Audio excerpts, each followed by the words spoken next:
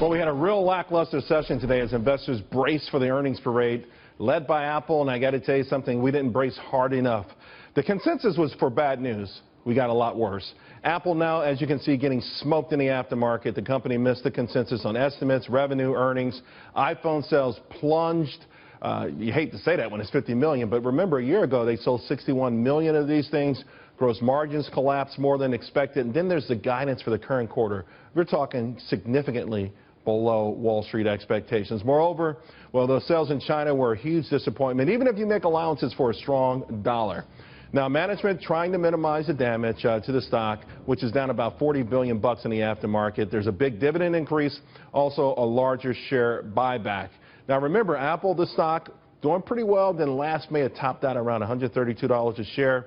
Since then, look at that chart. It's a perfect chart to the downside. It's made a series of lower highs, rather. And now there's a lot of chatter. Has this company actually peaked? Although there has been some success under Tim Cook, the fact of the matter is he's not Steve Jobs, and these are the moments we see it. He's not going to be given the benefit of the doubt. I mean, just so that you know, the iPhone prices were down, iPad prices were down.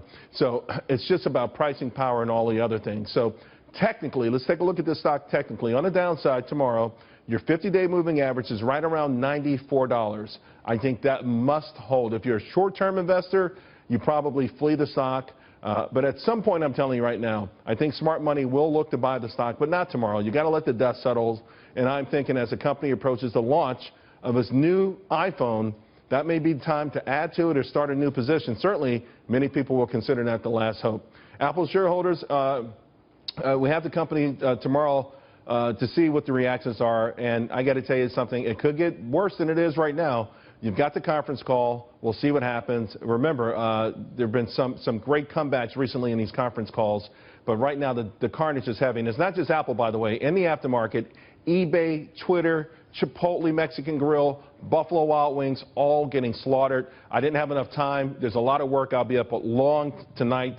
But I will work on a special piece for you. I'll have it ready for you in the morning. Just go to wstreet.com for some guidance.